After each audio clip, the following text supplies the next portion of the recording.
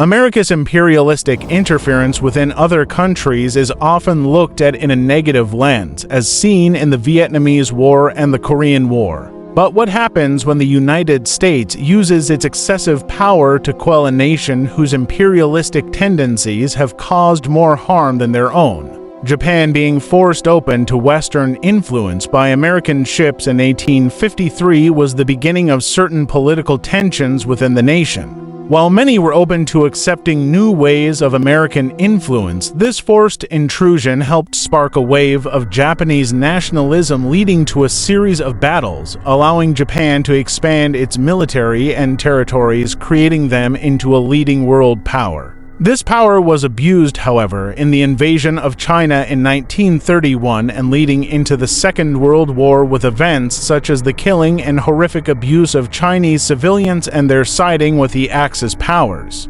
After United States forces dropped the atomic bombs and began their occupation in Japan, a new constitution was written in 1947 and overseen by American General MacArthur, with the controversial Article 9 prohibiting Japan from using force or threats as a means to settle international conflicts, as well as having national air, sea, or land forces, leaving the country nearly entirely dependent on American forces for national defense. The instatement of Article 9 in the Japanese Constitution condemning the use of offensive military capabilities in favor of a small defense force paired with stationed American troops has significantly benefited the economic development of Japan through shifting priorities and reallocation of resources towards economic development. And the reliance on America, despite causing short-term controversy, has ultimately allowed them to spend less on military forces.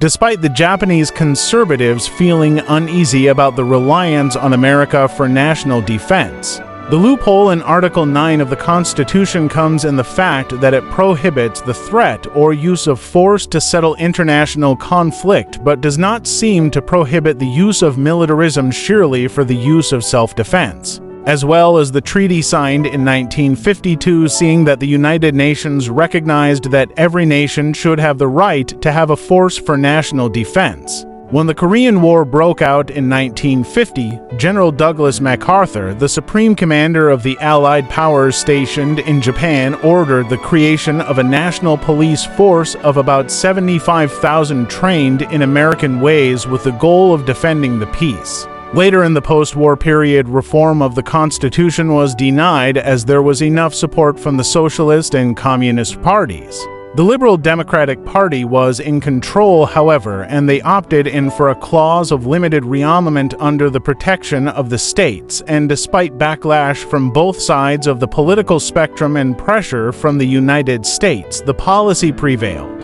The National Police Force that had been slightly expanded turned into the Japanese Self-Defense Force and continues to train troops in militaristic tactics to this day in case of invasion, while still having no offensive capabilities. Overall, Japan still benefits from close relations to the United States, with mutual benefit of protection for Japan and Pacific territory coverage for the United States. While Japan remains far from being undefended with the SDF paired with American troops, doubts that American forces and NATO aid would truly help Japan's redevelopment were quelled into the Korean War, as NATO provided Japan with millions of dollars in war spending as well as fares for troop transportation that further developed the Japanese economy. Japan's new connections to international means of trade had them importing machine tools for the automobile industry, allowing for more capital contributing to the Japanese economic miracle. Their main source of investment during this time was technological development, while most of the world's juggernaut economies were investing mainly in housing. Japan's large investment in technological development can be partially accredited to the economic boost from America's part in the Korean War, as well as the relatively newfound lack of spending in the military, which was their main point of focus leading up to the Second World War.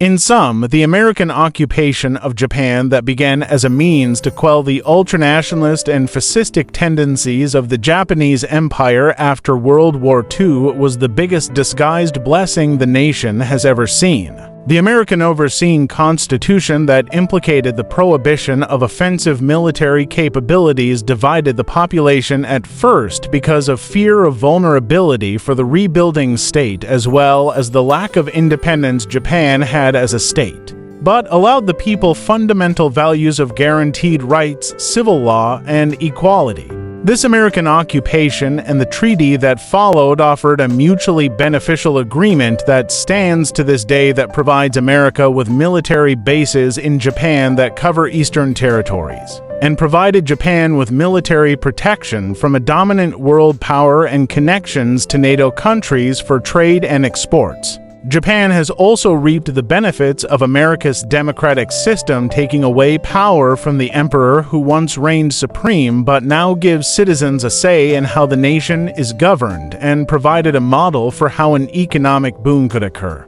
Japan has impressively done a 180 from its extreme military-focused economy of World War II and turned into a democratic nation with impressive export capabilities, values of equality, and a self-defense force that ensures the nation's security without violating the Constitution.